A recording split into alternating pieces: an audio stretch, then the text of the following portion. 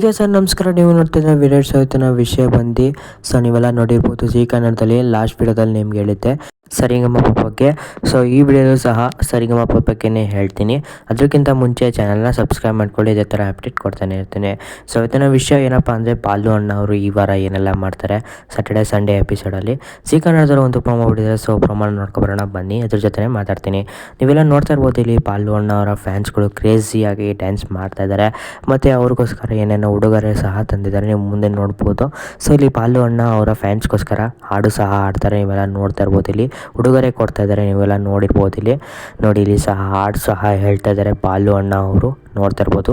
So ಈ ವಾರ ಸರಿಗಮಪ ಎಲ್ಲಪ್ಪ ನಡೀತಾ ಇದೆ ಅಂದರೆ ಅದು ಉತ್ತರ ಕನ್ನಡದಲ್ಲಿ ನಡೀತಾ ಇದೆ ಸರಿಗಮಪ. ಸೊ ಇದು ಬಾಲು ಅಣ್ಣ ಅವರ ಹುಟ್ಟಿದ ಊರಾಗಿದ್ದರಿಂದ ಸೊ ಇವ್ರಿಗೆ ಜಾಸ್ತಿ ಜನ ಫ್ಯಾನ್ಸ್ಗಳು ಇರ್ಬೋದು.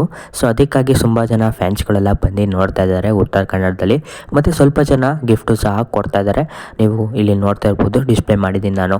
ಮತ್ತು ಅವರ ಫ್ಯಾನ್ಸ್ಗಳಿಗಾಗಿ ಬಾಲು ಅಣ್ಣ ಅವರು ಹೊಸ ಹೊಸ ಹಾಡುಗಳನ್ನು ಸಹ ಹಾಡ್ತಾರೆ, ನೀವೆಲ್ಲ ನೋಡಿರ್ಬೋದು ಪ್ರೊಮೋದಲ್ಲಿ. ಸೊ ಇಷ್ಟಾಗಿತ್ತು ಈ ವಾರ ನಡೆಯೋದು ಬಾಲು ಅಣ್ಣ ಅವರ ಅವರ ಪರ್ಫಾರ್ಮೆನ್ಸು ಈ ವಾರ ಅದೇ ಆಗಿರುತ್ತೆ, ಫ್ಯಾನ್ಸ್ಗಳನ್ನೆಲ್ಲ ಖುಷಿ ಪಡಿಸೋದು.